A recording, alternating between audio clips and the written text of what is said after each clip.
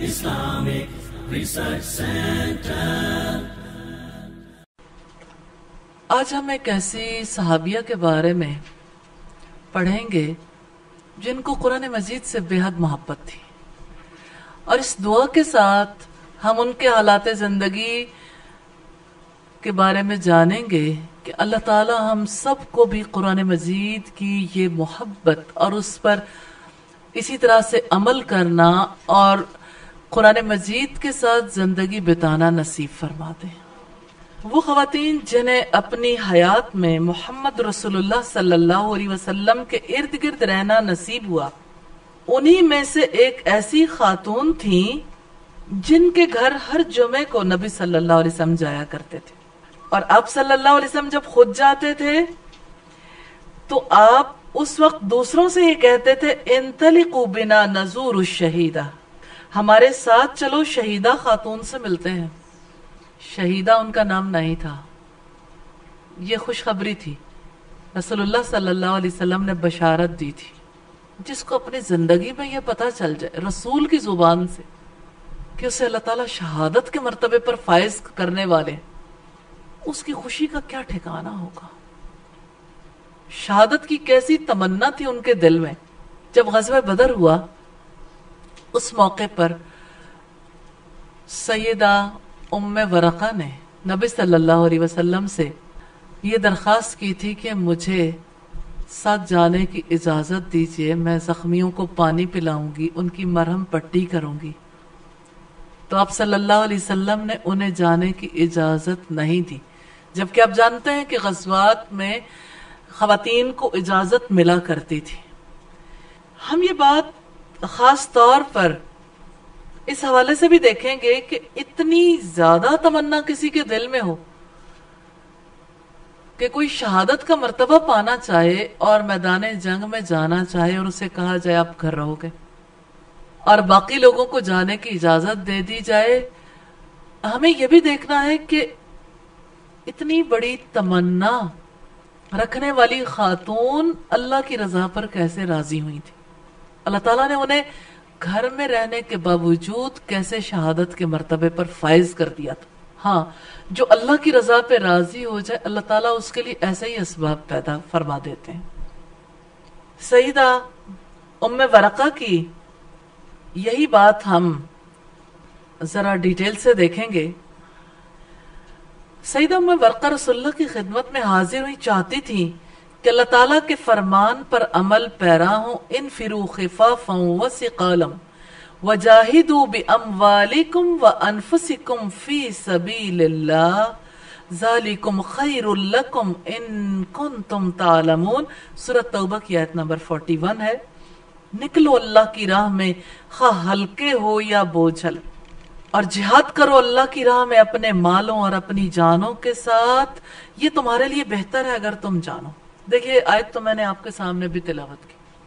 آپ نے اس آیت کو یوں اپنے لیے لیا کہ اسے سیدہ ام ورقہ کی زندگی میں تلاش کیا کہ انہوں نے اس آیت کے ساتھ کیا چاہا، حالانکہ آیت کا مطالبہ تو ہم سے بھی ایسا ہی ہے۔ تو جب قرآن مجید پڑھیں، جب حالات و واقعات پڑھیں، ابھی تھوڑی دیر پہلے ہم سیدنا ابراہیم علیہ السلام کے بارے میں پڑھ رہے تھے کہ وہ اللہ تعالیٰ سے دعائیں کرتے جا رہے ہیں، تو اس موقع پر کیا آپ نے اپنے لیے دعا کرنے کا رزق پایا؟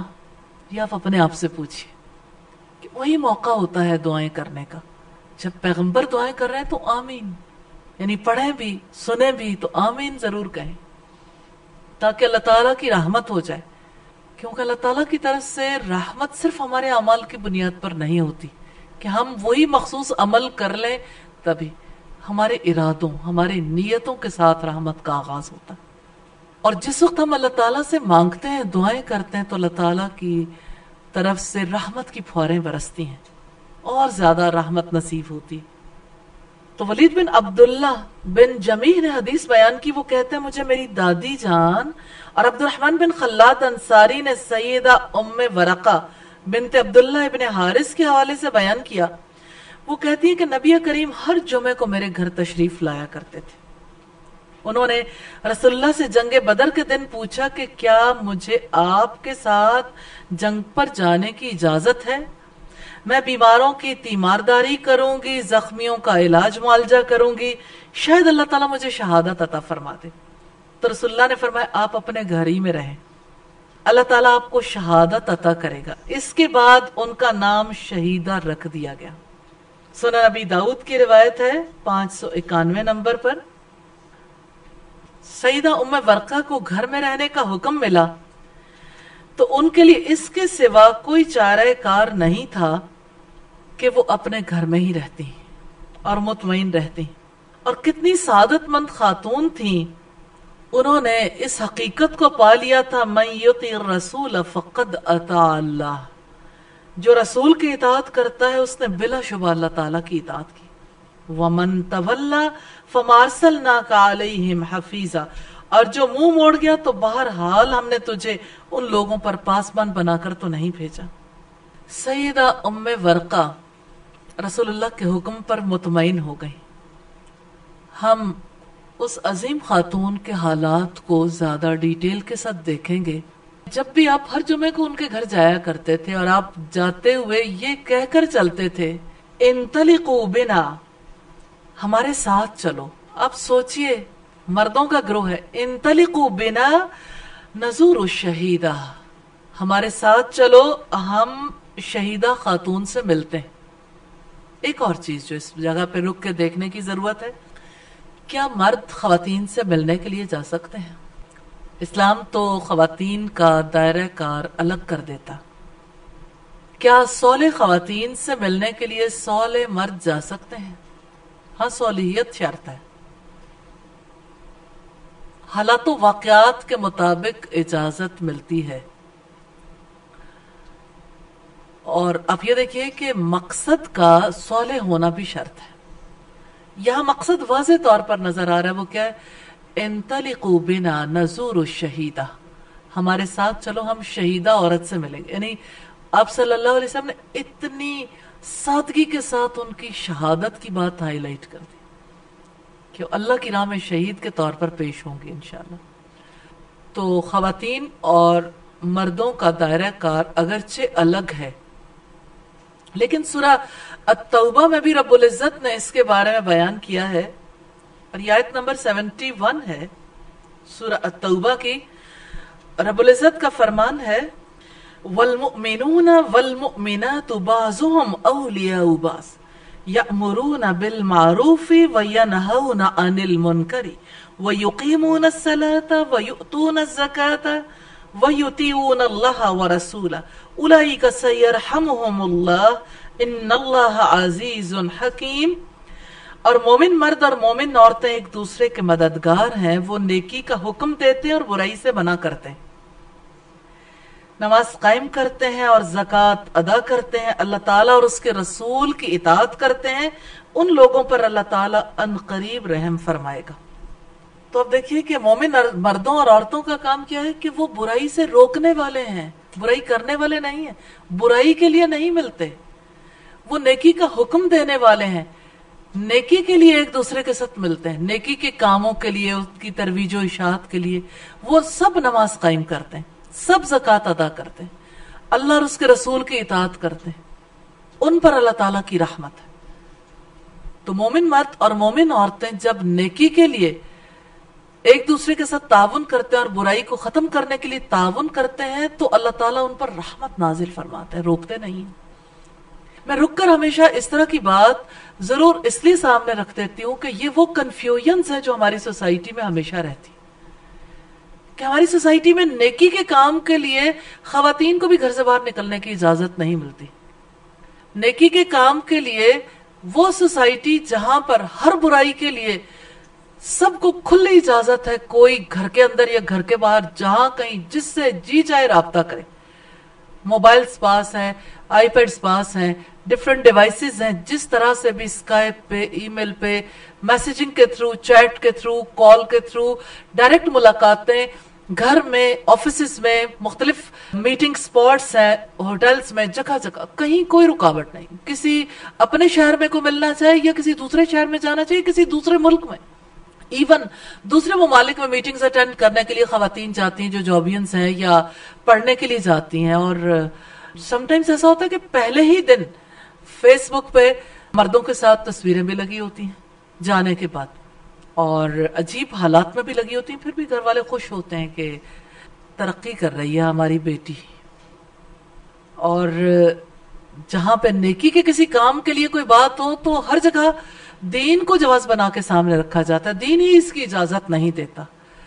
تو آپ نے بیٹا ان الجھنوں سے نکلنا ہے انشاءاللہ، اور ان دلائل کو یاد رکھنا ہے، اور یہ دلائل دینے کہ اللہ تعالیٰ نے جس چیز سے روکا ہے وہ برائی ہے، تو جو برائی سے روکنے کا کام کرتے ہیں وہاں پر پابندی نہیں. اس کا یہ مطلب نہیں ہے کہ کوئی اکیلی لڑکی اکیلے مرد کے ساتھ اچانک ملاقات کے لیے چلی، اس کی کوئی اجازت نہیں.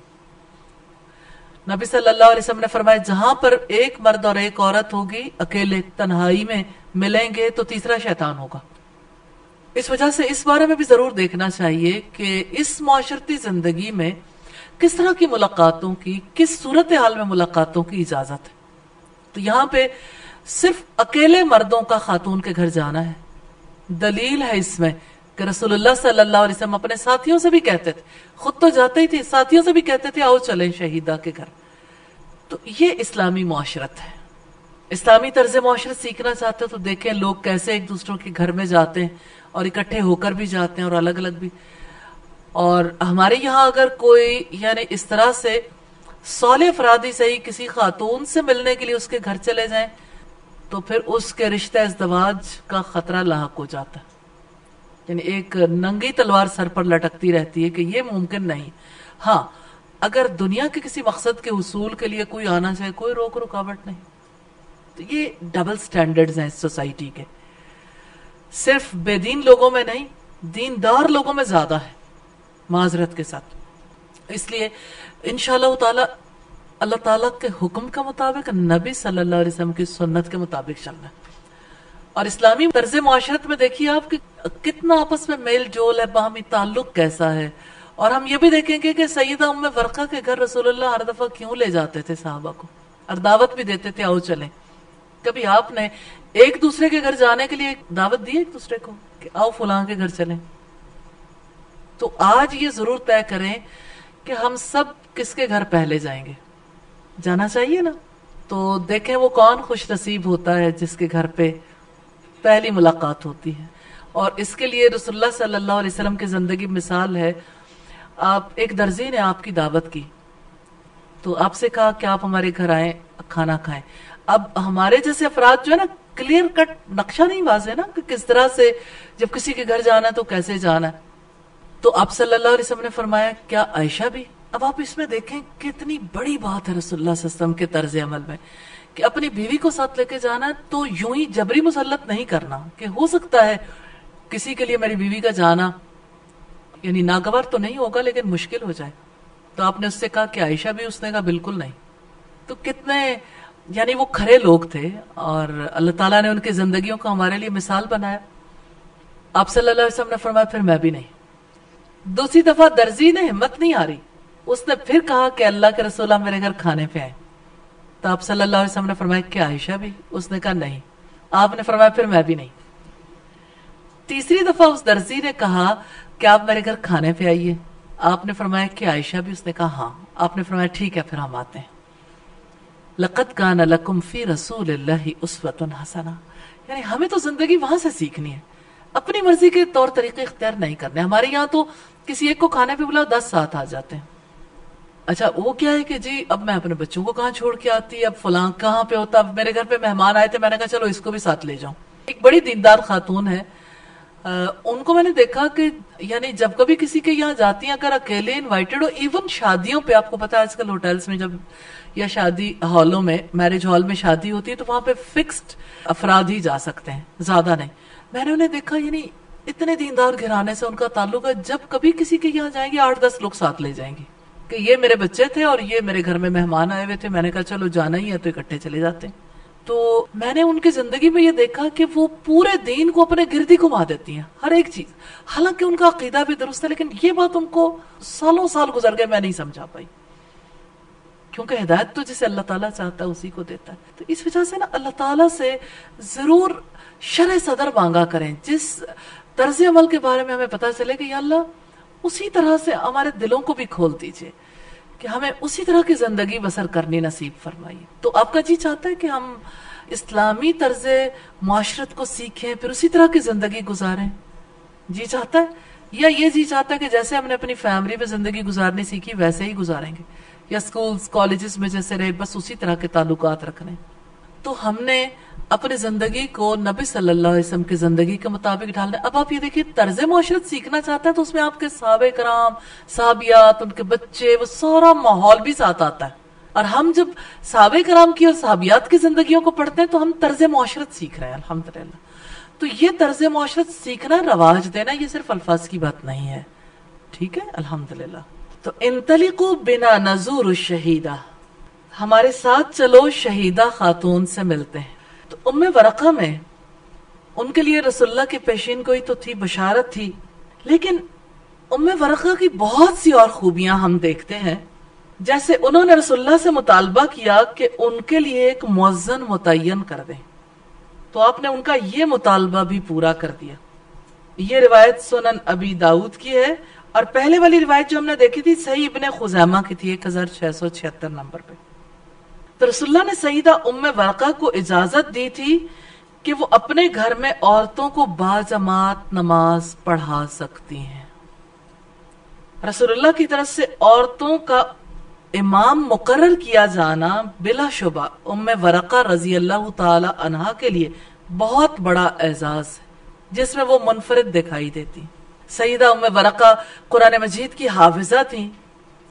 نبی کریم صلی اللہ علیہ وسلم سے انہوں نے اپنے گھر کی مسجد کے لیے مؤذن رکھنے کی اجازت طلب کی تو نبی صلی اللہ علیہ وسلم نے اجازت دے دی. سیدہ ام ورقہ بنت عبداللہ بن حارث سے روایت ہے کہ رسول اللہ صلی اللہ علیہ وسلم ان کے گھر تشریف لے جایا کرتے تھے، اور آپ نے ان کے لیے ایک مؤذن مقرر کر دیا تھا جو وقت پر اذان دیتا، اور رسول اللہ صلی اللہ علیہ وسلم نے سیدہ ام ورقہ کو بھی اس کی اجازت دے رکھی تھی کہ وہ اپنے اہل خانہ عورتوں کو باجماعت نماز پڑھا سکتی. عبد الرحمن راوی حدیث بیان کرتے ہیں کہ میں نے ان کے مؤذن کو دیکھا، وہ بہت بوڑھا تھا. سنن ابی داؤد کی روایت ہے 591 نمبر پر. یہاں پر ہم رک کے دیکھیں گے مسلمان خواتین کے لیے الحمدللہ ہم نے اس طرز معاشرت سے ایک ایسی چیز دیکھی ہے جس کے بارے میں ہم اللہ تعالیٰ سے دعا کرتی ہیں اللہ تعالیٰ شرح صدر نصیب فرما دے. کیونکہ بہت سی باتیں جس وقت ہم اپنی سوسائٹی سے ایک ہی ماحول کے اندر رہتے ہوئے سیکھ لیتے ہیں تو اس دل کو بدلنا پھر اپنے بس میں نہیں رہ جاتا، جس دل کے اندر گنجائش نہیں بنتی، جس کے بارے میں بہت سے لوگوں کی ہدایات بھی ہوتی ہیں، یہ طریقہ کار کبھی اختیار نہ کرنا. تو ہم اپنے دلوں کو اپنے رب کے آگے حاضر کریں گے انشاءاللہ. اللہ تعالیٰ ہمیں سیدھے راستے پر چلا دے. اور دل تو رحمان کی دو کریم انگلیوں کے درمیان ہے، وہ جس جانب چاہے اسے پھیر سکتا ہے. اللہ تعالیٰ سے دعا ہے ہمارے دل کو ہمیشہ حق اور سچ کی طرف موڑے رکھے، اپنی طرف رخ کرنے کی توفیق عطا فرمائے. سیدہ ام ورقہ کا یہ کتنا بڑا اعزاز ہے، سیدہ ام ورقہ کا یہ کتنا بڑا اعزاز ہے، سیدہ ام ورقہ کا یہ کتنا بڑا اعزاز کہ اللہ تعالیٰ نے ان کے لیے شہادت کا رتبہ تو رکھا تھا لیکن امامت کا رتبہ بھی رکھ دیا. عورتوں کی امامت کرواتی تھی. آج اگر کوئی یہ کہے کہ کوئی عورت جماعت کروا سکتی ہے یا نہیں تو یہ بہت بڑی دلیل ہے کہ رسول اللہ صلی اللہ علیہ وسلم نے نہ صرف یہ کہ جماعت کروانے کی اجازت دی تھی بلکہ مؤذن بھی مقرر کر دیا تھا. یہ باقاعدہ اجازت ایک ایسی جگہ کے لیے آپ نے دی تھی جو گھر تھا جہاں انہوں نے مسجد بنا لی تھی. اس سے یہ پتا چلتا ہے کہ نماز سے محبت کی وجہ سے سیدہ ام ورقہ نے ایک جگہ ایک کونا یا ایک یعنی اتنا حصہ مختص کر دیا تھا جہاں دوسری خواتین بھی آ کے نماز ادا کرتی. اور دلچسپ بات یہ کہ سیدہ ام ورقہ کا مؤذن جب اذان دیتا تھا تو ارد گرد کے علاقے کی خواتین بھی وہاں نماز ادا کرنے کے لیے آتی تھی. سیدہ ام ورقہ بنت نوفل اکثر و بیشتر ذکر الہی میں مصروف رہتی تھیں. کثرت سے قرآن مجید کی تلاوت کرتی تھی، قرآن مجید کے احکامات پر غور و فکر کرنے والی اور ان پر عمل پیرا ہونے والی خاتون تھی۔ بیٹا ایک بات ضرور ذہن میں رکھیے، بہت ہی سعادت مند ہیں وہ لوگ، ان پر اللہ کی بڑی رحمت ہے جن کا گھر مسجد کے پاس ہے، اور ان کی سعادت کے کیا کہنے جن کا گھر ہی مسجد ہو۔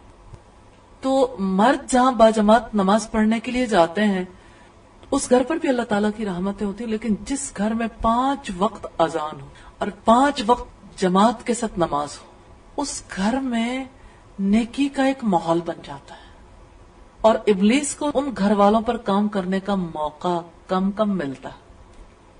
ابلیس کی قوت کمزور ہو جاتی ہے، شیطانی قوتیں اس طرح سے انسان پر اثر انداز نہیں ہوتی۔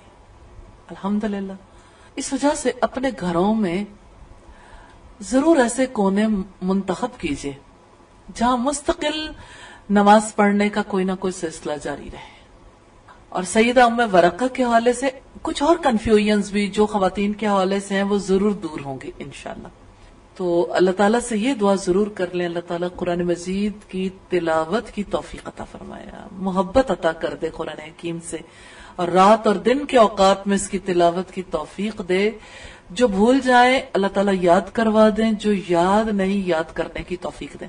جیسے آج ترجمہ پڑھ رہے تھے تو میرا بہت جی چاہ رہا تھا اس وقت کہ میں آپ سے کہوں حضرت ابراہیم علیہ السلام کے بارے میں یہ جو آیات ہیں انہیں ضرور یاد کر لیں، حفظ کر لیں۔ آپ میں سے بہت سارے لوگوں نے حفظ کی ہوں گی، تو اب جب آپ نے تیزی سے ترجمہ پڑھنا ہے نا تو ترجمہ پڑھتے ہوئے آپ ضرور نیت کر لیں اور اللہ تعالیٰ سے دعا کریں کہ اللہ اس میں سے کچھ نہ کچھ حصہ ہر روز ضرور حفظ کر لیں، بے شک ایک آیت ہو، بے شک اس سے زیادہ ہو، لیکن جب آپ نوافل میں سے پڑھیں گے تو انشاءاللہ تعالیٰ بہت آسانی ہو جائے گی انشاءاللہ۔ سیدہ ام ورقہ سے جب نبی صلی اللہ علیہ وسلم نے یہ کہا کہ میدان جنگ میں جانے کی اجازت نہیں ہے، اس وقت وہ اپنے گھر کی مسجد میں چلی گئیں اور مسلمانوں کی فتح کے لیے دعائیں کرنے لگیں۔ جب نماز کا وقت ہوا، مؤذن نے اذان دی تو خواتین باجماعت نماز ادا کرنے کے لیے سیدہ ام ورقہ کے گھر پہنچ گئیں۔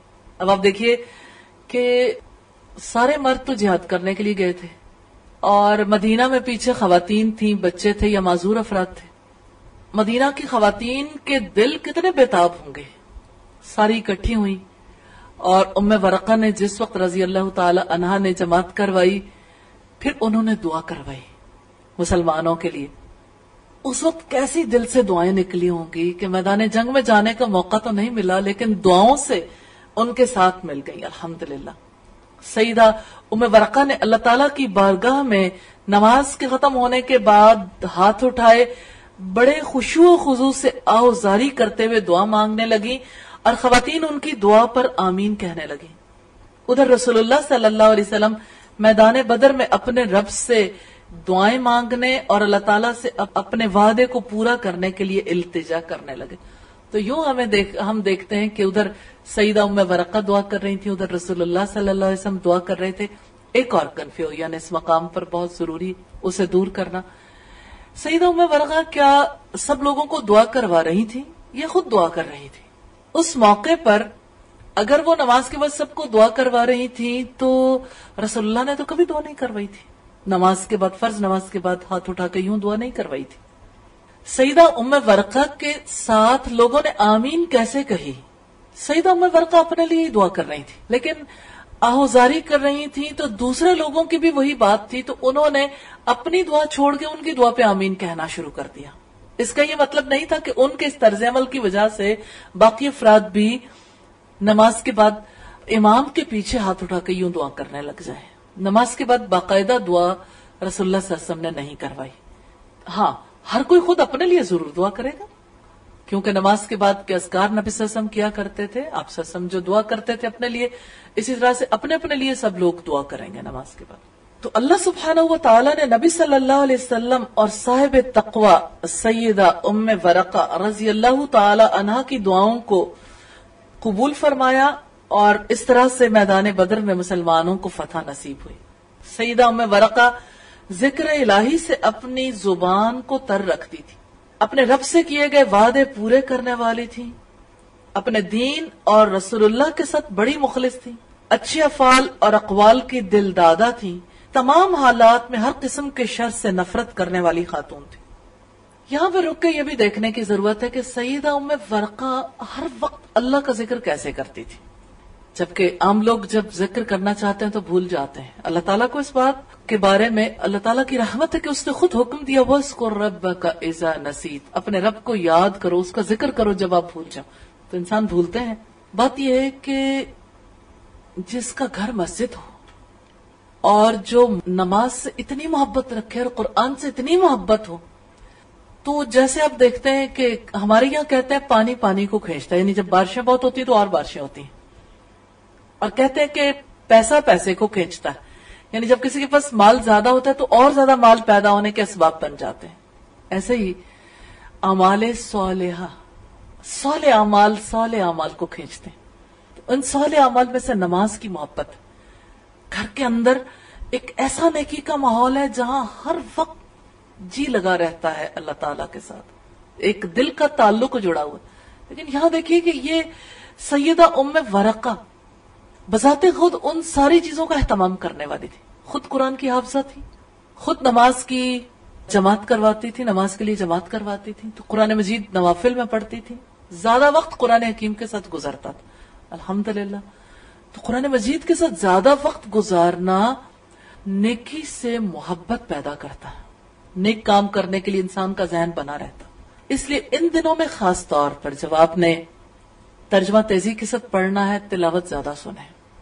الحمدللہ، یعنی آپ ان طریقوں کو آزمائیں گے آپ کو بڑا فائدہ ہوگا. جیسے فرض کریں کہ آپ لوگ چاہتے ہیں کہ تیزی کے ساتھ ترجمے کو ریوائز کر لیں، تو ایک بار آپ نے ریوائز کر لیا، اس کے بعد آپ تلاوت سنیں. لفظی ترجمہ پڑھنے کے لیے آپ جب تلاوت سن رہے ہو، تلاوت کے دوران ہی ساتھ ساتھ ترجمہ دہراتے جائیں. تلاوت اور ترجمہ آپ کے ذہن میں ایسے، یعنی وہ عربی الفاظ ہی فکس ہو جائیں گے. یعنی ترجمہ اور تلاوت آپ کو الگ الگ نہیں لگے گی، آپ کو ایگزیکٹلی وہ چیز ہی سمجھ آنے لگ جائے گی انشاءاللہ. لیکن پہلے ایک بار دہرا لیں، 2 بار، باقی 3 بار جب تلاوت کے ساتھ اسے دہرائیں. دوہری محبت ہوگی انشاءاللہ تعالی، اور تیزی کے ساتھ انشاءاللہ تعالی ترجمہ یاد کرنے کی پوزیشن میں بھی آ جائیں گے انشاءاللہ. وہ جو آپ کہتے ہیں نا زیادہ وقت لگتا ہے، بہت تھوڑے وقت میں آپ زیادہ یاد کر جائیں گے انشاءاللہ. ہاں، الفاظ کو ہائی لائٹ کر لیں، اور ہائی لائٹ کر کے پھر ان کو زیادہ دفعہ دہرا لیں، 5 سے زیادہ بار. اپنا ہی فائدہ نا، اپنے نفع کے لیے انشاءاللہ، زیادہ پختگی کے لیے. تو جتنا گڑ ڈالیں گے اتنا میٹھا ہوگا. تو چاہیں تو بغیر، بہت لوگ شوگر فری چیزیں یوز کرنے کے عادی ہو گئے اپنی مجبوریوں کی وجہ سے بھی. لیکن بہرحال مثال کا مطلب یہ ہے کہ آپ جتنی محنت کریں گے اتنا فائدہ ہوگا. نبی صلی اللہ علیہ وسلم جب غزوہ بدر سے واپس آئے، اس واپسی کو بھی ہم ضرور دیکھیں گے، کیونکہ اس غزوے کے لیے آپ نے بھی بہت دعائیں کی تھی، سیدہ ام ورقہ نے بھی دعائیں کی تھی کہ واپسی ایک نیک کام ہے. جنگ کا موقع ہے. آپ جانتے ہیں کہ جنگ کا موقع ایسا ہے کہ جہاں پر اپنی جان کی فکر زیادہ پڑ جاتی ہے اور انسان کی نظر دشمنوں پر رہتی ہے، اللہ کے دشمنوں پر، پھر مار دھاڑ شروع ہو جائے. کتنا مشقت والا معاملہ اس دوران نماز پڑھنا. صلاۃ خوف کا اللہ تعالیٰ نے حکم دیا کہ نہیں، نماز نہیں چھوڑنی اس دوران، کیونکہ نماز تو اللہ کی یاد کے لیے ہے نا. اگر نماز بھی چھوٹ جائے اور ذکر بھی چھوٹ جائے تو جنگ میں ایک مسلمان کے پاس کیا رہ جائے؟ کچھ بھی نہیں. اسی طرح سے دیگر امور ہیں. مثال کے طور پر دیکھیں آپ، جیسے آپ لوگوں سے بہت سے لوگ ایسے ہیں جنہیں اپنے دیگر کام بھی انجام دینے ہوتے ہیں. جو لوگ گھر جاتے ہیں انہیں گھر کے کام بھی کرنے، اور یہ ہے کہ بعض اوقات مہمانداری بھی کرنی ہوتی ہے، بعض اوقات گھر کی صفائی ستھرائی، کھانا بنانا، باقی اور امور ہیں. تو ایسے میں ہر وقت ذہن کا رخ اس جانب کیسے رہے؟ تو اس میں میں نے بہت دیکھا لوگوں کو، الحمدللہ جن لوگوں نے اپنی اچھی ٹائم مینجمنٹ کی ہے، تو جب خود دہرانے کی پوزیشن میں نہیں ہوتی تو اس دوران سنتے رہتے ہیں وہی چیز. تو آڈیو لگا لیں ساتھ میں، اس دوران آڈیو لگاتے لگاتے آپ اپنا بھی کام کر رہے ہیں اور ساتھ ساتھ یہ کام بھی ہو جاتا ہے. اچھا، پھر اسی طرح سے جیسے ڈیفیکلٹ ورڈز ہیں یا نیو ورڈز ہیں جیسے آپ کے پاس، تو اگر آپ اسے اس دوران ہائی لائٹ کر لیتے ہیں تو ہائی لائٹ کیے ہوئے ورڈز ایسے بھی رہ سکتے ہیں، آپ چاہیں تو اسے الگ بھی لکھ سکتے ہیں. اگر آپ الگ کسی پیپر پر لکھ لیں تو کسی جگہ پہ، ایون آپ چپاتیاں بھی بنا رہے ہیں نا، تو ساتھ میں کہیں وہ پیپر رکھ لیں، یا کلپ بورڈ، چھوٹا کلپ بورڈ بھی مل جاتا ہے. क्लिप बोर्ड साथ रख लें या बड़ा ले लें, बड़े क्लिप बोर्ड के ऊपर भी वो अल्फाज लिखे हुए, तो आप जितनी देर में चपातियां बनाएंगे उतनी देर में आपके सारे अल्फाज भी याद हो जाएंगे। ये मैंने बात खास तौर पर इसलिए की, कहीं को कपड़े वॉश कर रहा है, कहीं कोई और अपनी ड्यूटी अंजाम दे रहा है, हो सकता है किसी का कोई काम भी ना हो, लेकिन जिंदगी अमल के साथ है, तो जितने काम किसी को अंजाम देने उस दौरान अपने ये काम ना भूलें।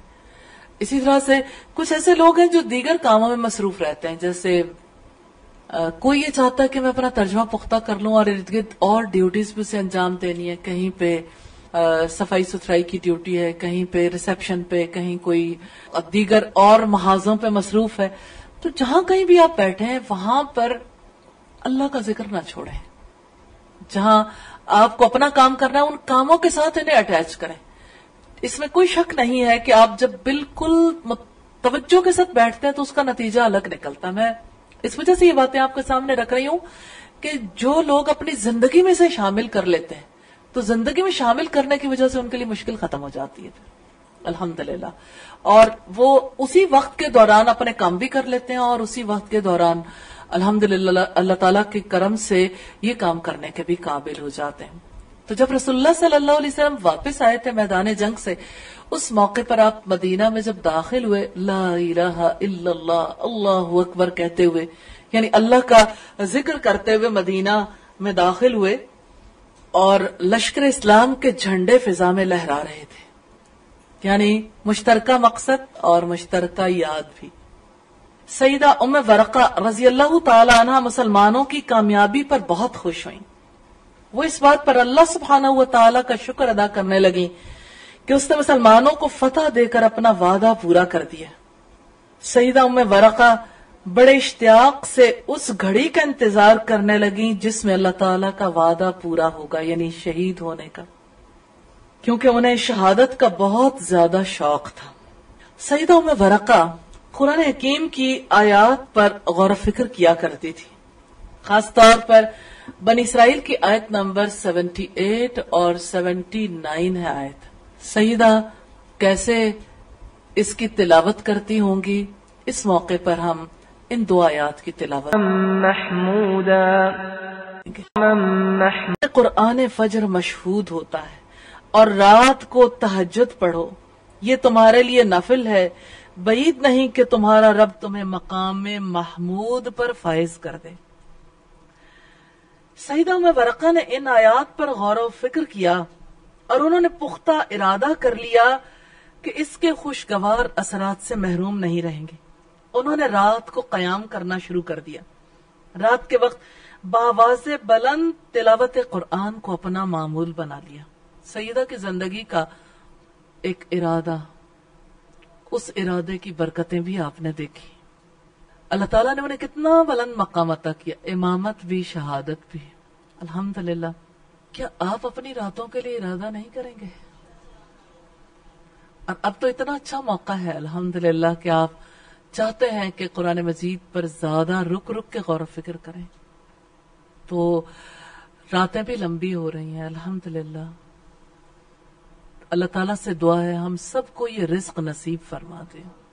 सईदा उमर इब्न खत्ताब रजी अल्लाह तआला अन्हु नमाज फजर के लिए जाते हुए सईदा उम्मे वरका के घर दरवाजे के सामने से गुजरते तो उनकी तिलावत सुनकर खुश हो जाते और फरमाते कि ये मेरी खाला उम्मे वरका रजी अल्लाह तआला अन्हा की आवाज है, और कहते ए खाला जान तुझे रात का कयाम मुबारक हो। ये रिवायत अल इसाबा की है फी तमीज सहाबा। तो सईदा उम्मे वरका को तहज्जुद की नमाज अल्लाह ताला ने नसीब फरमाई। सईदना उमर कहते थे तुझे तहज्जुद की नमाज अदा करना मुबारक हो। वो तकवा शियार थी और सईदना उमर कहते थे ए मोमिन और तकवा शियार खाला तुझे कुरान की तिलावत करना मुबारक हो। तुम अपनी किस्मत पर नाज करो, खुश हो जाओ कि इन नेक अमाल का बदला तेरा रब तुझे बड़े आसान अंदाज में देगा, क्योंकि वो किसी के अजरो सवाब को जाया नहीं करता, वो किसी का हक नहीं मारता, न ही वो किसी पर जुल्म करता है। और अल्लाह के इस फरमान से आपके लिए जजा का मामला बिल्कुल वाज़ेह हो गया। इन्नल मुत्तकीन फी जन्नातिन व नहर فی مقعد صدق عند ملیک مقتدر، یقیناً متقی باغوں اور نہروں میں ہوں گے سچی عزت کی جگہ بڑے ذی اقتدار بادشاہ کے پاس۔ اور اس کے بعد اگلی آیات ہے الرحمن علم القرآن خلق الانسان علمہ البیان، رحمان نے، وسیع رحمت والے نے اس قرآن کی تعلیم دی ہے، اس نے انسان کو پیدا کیا اور اسے بیان کرنا سکھایا۔ سیدنا عمر ابن خطاب جب مسجد سے واپس آتے پھر سیدہ ام ورقہ رضی اللہ تعالی عنہ کی آواز سنتے، وہ بدستور قرآن حکیم کی تلاوت کر رہی ہوتی تھی۔ یا ارحم الراحمین، ہم سب کو بھی ایسے ہی تلاوت نصیب فرما دے۔ یہ سیدہ ام ورقہ رضی اللہ تعالی عنہ کا معمول تھا، وہ ہر رات اسی طرح مسلسل قرآن مجید کی تلاوت اور ذکر الہی میں مصروف رہتی تھی۔ میں اس موقع پر رک کے ضرور ایک بات آپ سے کرنا چاہوں گی۔ قرآن مجید میں اللہ تعالی کا حکم ہے اور ہے ازواج مطہرات کے لیے، 22واں پارہ ہے، اور 22ویں پارے کے آغاز ہی میں اللہ تعالیٰ کا یہ حکم موجود ہے۔ فرمان الہی ہے یا نساء النبی لستن کاحد من النساء ان اتقیتن فلا تخضعن بالقول فیطمع الذی فی قلبہ مرض وقلن قولا معروفا۔ اے نبی کی بیویوں، تم عام عورتوں میں سے کسی کی طرح نہیں ہو، اگر تم اللہ سے ڈرتی ہو تو بات میں نرمی اختیار نہ کرو، پھر جس شخص کے دل میں بیماری ہے وہ لالچ میں پڑ جائے گا، اور معروف بات کرو۔ اس آیت کو بنیاد بنا کر ہمارے یہاں علماء کے ایسے فتاوی موجود ہیں کہ علماء نے کہا کہ عورت کی آواز کا پردہ ہے، کیونکہ اللہ تعالیٰ نے ازواج مطہرات کو حکم دیا کہ ایسی آواز میں بات نہ کرو کہ دل کی بیماری میں مبتلا نہ ہو جائے۔ آپ سے یہ پوچھنا چاہتی ہوں کہ سیدہ ام ورقہ کی تلاوت، یہ عام بات بھی نہیں ہے، تلاوت زیادہ خوبصورت آواز میں کی جاتی ہے۔ سیدنا عمر سنتے تھے، کیا عورت کی تلاوت کو مرد سن سکتا ہے؟ جبکہ اللہ تعالیٰ نے نرمی سے بات کرنے سے روکا ہے۔ اب یہ وہ چیزیں جس کو آپ نے سوسائٹی میں فیس کرنا ہے، لوگ آپ کے سامنے ضرور یہ بات رکھیں گے، کیا ایک عورت کی تلاوت کی آواز مرد سن سکتا ہے؟ کیا گیت سن سکتا ہے؟ سانگ سنتے ہوئے کسی کو کوئی پرابلم نہیں، لیکن جو ہی کوئی نیکی کی بات کسی کے سامنے آئے فوراً یہ بات سامنے آتی ہے کہ عورت کی تو آواز کا پردہ ہے۔ آیت کے اختتام پہ بات موجود ہے وَقُلْنَا قَوْلًا مَعْرُوفًا، اللہ کا حکم ہے، امر ہے، اور الامر یفید الوجوب۔ قُلْنَا قَوْلًا مَعْرُوفًا، بھلی یعنی معروف بات کرنے کا اللہ نے حکم دیا، تو عورت کی تلاوت مرد سن سکتے ہیں، اس میں کوئی حرج کی بات نہیں ہے۔ سیدنا عمر رضی اللہ تعالی عنہ یہ تلاوت خود سنا کرتے تھے، اور سیدنا عمر جب سنتے تھے جاتے ہوئے بھی سنتے تھے، واپسی میں بھی سنتے تھے، انہیں عادت ہو گئی تھی سیدہ ام ورقہ کی تلاوت سننے کی۔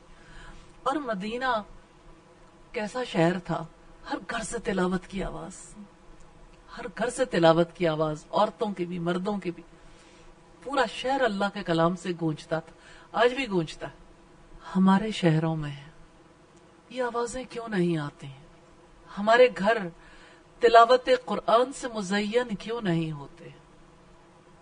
بچے، بڑے، مائیں، باپ کیوں تلاوت نہیں کرتے؟ جبکہ اللہ کا حکم ان قرآن الفجر کان مشہودا، بے شک کوئی شک ہی نہیں کہ فجر کا قرآن مشہود ہے، حاضر کیا جاتا ہے، کیونکہ اس وقت فرشتوں کی ڈیوٹیاں بدل رہی ہوتی ہیں، کچھ فرشتے آ رہے ہوتے ہیں، کچھ جا رہے ہوتے ہیں، تو اللہ تعالیٰ کے پاس جانے والے بھی بتاتے ہیں کہ ہم جب انہیں چھوڑ کے آئے تو قرآن کی تلاوت کر رہے تھے، اور آنے والے واپس جاتے تو بتاتے جب گئے تھے تب بھی تلاوت ہو رہی تھی، جب واپس آئے تب بھی تلاوت ہو رہی تھی۔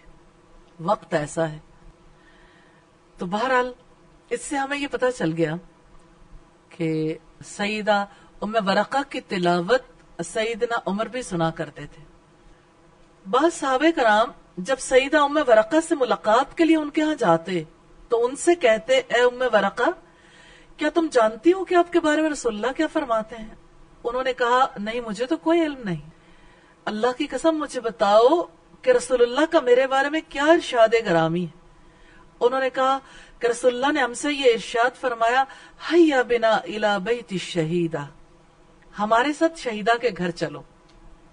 یہ سن کر سیدہ ام ورقہ کا دل خوش ہو گیا. وہ اپنے آپ کو خوش قسمت اور سعادت مند سمجھنے لگتی. انہیں یوں لگا جیسے ساری دنیا کی نعمتیں ان کی ہتھیلی پر رکھ دی گئیں. قرآن مجید کی کثرت کے ساتھ تلاوت نے سیدہ ام ورقہ کے دل کو چمکا دیا. ہاں، دل ایسے ہی شفاف ہوتے ہیں، چمکتے ہیں. اسے رحمت، شفقت اور ہمدردی کا گہوارہ بنا دیا، کیونکہ قرآن مجید کی تلاوت دل کی سختی کو دور کرتی ہے. نبی صلی اللہ علیہ وسلم نے فرمایا سن لو دلوں کو زنگ لگ جاتا ہے جیسے لوہے کو پانی سے زنگ لگتا ہے. تو صحابہ کرام نے پوچھا پھر اس زنگ کو دور کرنے کے لیے کیا کریں؟ تو آپ نے فرمایا کثرت سے قرآن مجید کی تلاوت کرو اور کثرت سے آخرت کو یاد رکھو. خاص بات یہ ہے کہ صرف دل شفافی نہیں ہوتے، دلوں کے اندر رحمت پیدا ہو جاتی ہے، نرمی، محبت. انسان اللہ کے کلام کی وجہ سے ایسا ہو جاتا ہے کہ اسے سارے انسانیت سے محبت ہو جاتی ہے. اور اسی وجہ سے کثرت سے قرآن مجید کی تلاوت کرنے والے اللہ تعالیٰ کی طرف کثرت سے دعوت دینے والے بن جاتے. تو جو خوبیاں سیدہ ام ورقہ میں تھیں وہ ان خوبیوں کو ان خواتین میں بھی تقسیم کرتی تھیں جو ان کے پاس جماعت کے لیے آتی تھیں، یعنی نماز ادا کرنے کے لیے آتی تھیں. یا جیسے ان کے یہاں جو دیگر مجالس، علمی مجالس منعقد ہوتی تھیں، ان مجالس میں بھی ایسی خواتین پہنچتی. تو سیدہ ام ورقہ ایسے موقع پر عملی مظاہرہ بھی تھیں اپنی ان خصوصیات کا، اور تعلیم کے ذریعے بھی لوگوں تک ان خصوصیات کو پہنچاتی تھی. سیدہ ام ورقہ کے گھر کام کاج نپٹانے کے لیے ایک غلام اور ایک کنیز موجود تھے. سب گھریلو معاملات بخوبی انجام پا رہے تھے. یہاں سے پتہ چلتا ہے کہ ایک خاتون دینی مصروفیات کی لپیٹ میں زیادہ مصروفیات ہیں تو وہ مرد اور خواتین دونوں سے ہیلپ لے سکتی ہیں. سیدہ ام ورقہ ان دونوں کی خاطر مدارات بہت اچھے انداز سے کرتی تھی، فیاضی کے ساتھ خرچ دیتی تھی، ان کی عزت و تکریم بھی کرتی تھی. وہ دونوں بھی محنت اور دیانت داری کے ساتھ خدمات سر انجام دیتے، فرائض کی ادائیگی میں کوئی کسر نہیں اٹھا رکھتے تھے. اور تاریخ دمشق میں کچھ اشعار ہیں اسی حوالے سے. اذا المرء لم يدنس من اللؤم عرضه، جب انسان کی عزت کو کمینگی داغدار نہ کرے، فکل ردائن یرتدیہ جمیل، تو جو چادر بھی وہ زیب تن کرے گا خوبصورت ہی لگے گی. اور عرب شاعر ہے جس نے کہا جب تم کسی شریف انسان کی عزت کرو گے تو تم اسے گرویدہ کر لو گے، اور جب تم کسی کمینے انسان کی عزت کرو گے تو وہ اور زیادہ سرکش ہو جائے گا.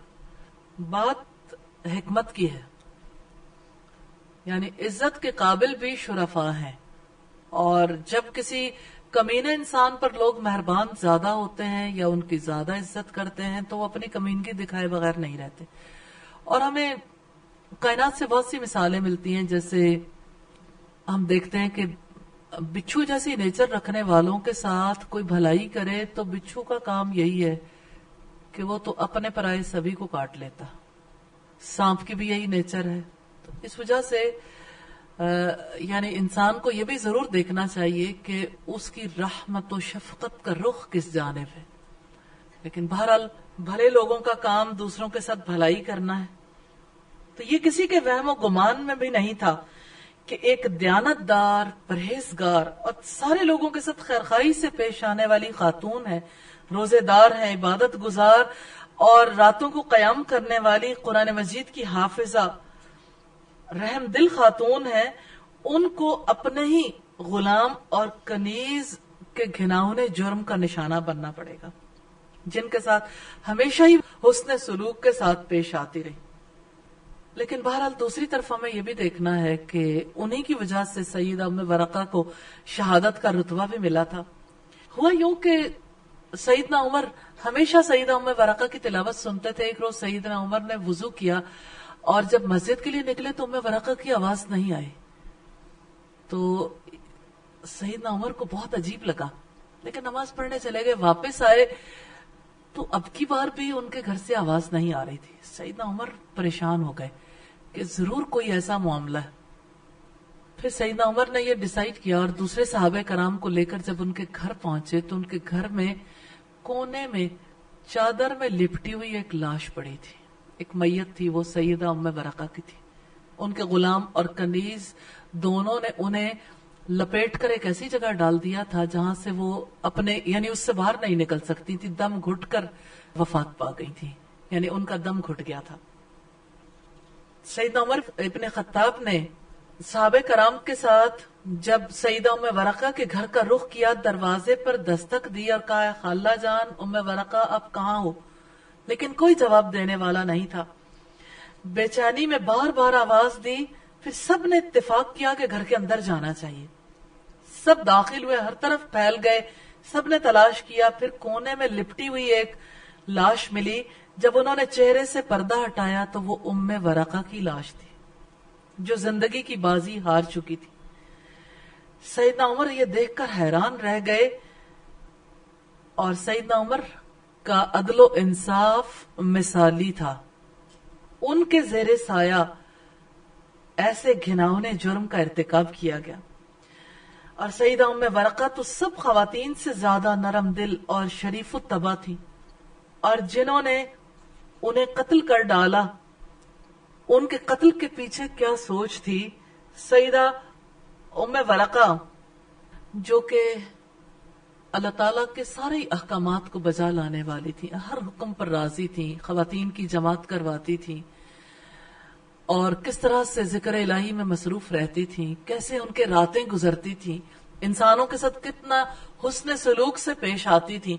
سیدہ ام ورقہ کے لیے، ان کے فضل و شرف کے لیے یہ بات بھی کافی ہے کہ ان سے سیدنا عمر ابن خطاب نے حدیث روایت کی ہے. سیدنا عمر رضی اللہ تعالی عنہ نے سیدہ ام ورقہ کی تجہیز و تکفین اور انہیں جلد دفن کرنے کا حکم دیا. تیزی سے مسجد گئے اور لوگوں کو سیدہ ام ورقہ کے ساتھ پیش آنے والے حادثے کے بارے میں بتایا، اور پھر انہوں نے حکم دیا کہ اس غلام اور کنیز کو تلاش کر کے سامنے پیش کیا جائے.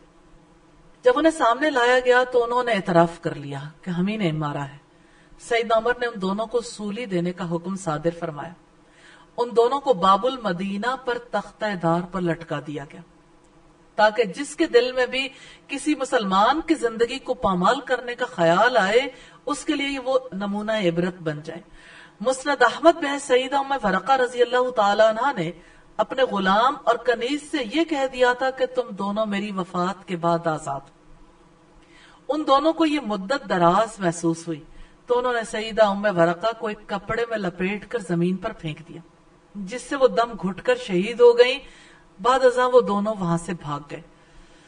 تو سیدنا عمر ابن خطاب لوگوں میں کھڑے ہوئے اس موقع پر انہوں نے فرمایا کہ رسول اللہ جب سیدہ ام ورقہ کے پاس جاتے تھے تو صحابہ سے یہ فرماتے تھے انطلقوا نزور الشہیدہ، کہ چلو شہیدہ کی زیارت کرتے ہیں.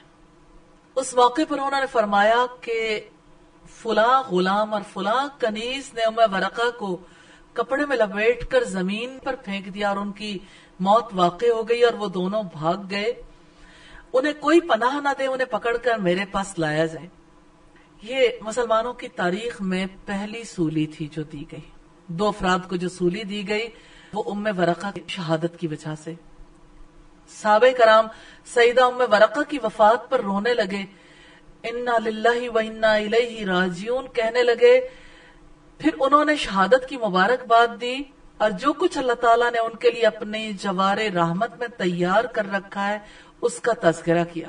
یقیناً اللہ تعالیٰ نے ام ورقہ کو بہت بڑے اعزاز سے نوازا. اللہ تعالیٰ سے دعا ہے ان پر رحمت نازل فرمائیں اور اپنے جوار رحمت میں انہیں جگہ دیں اور ان سے راضی ہو جائیں، اور سیدہ ام ورقہ اللہ تعالیٰ سے راضی ہو جائیں. سیدہ ام ورقہ کی زندگی میں ہمارے لیے بہت سے اسباق ہیں. ہر ایک نے اس کے اوپر غور کیا ہوگا، کچھ نہ کچھ طے بھی کیا ہوگا. تو آپ لوگوں میں سے جو بھی شیئر کرنا چاہے آج کی اس گفتگو کے حوالے سے شیئر کرنا چاہے آج کی اس گفتگو کے حوالے سے شیئر کرنا چاہے آج کی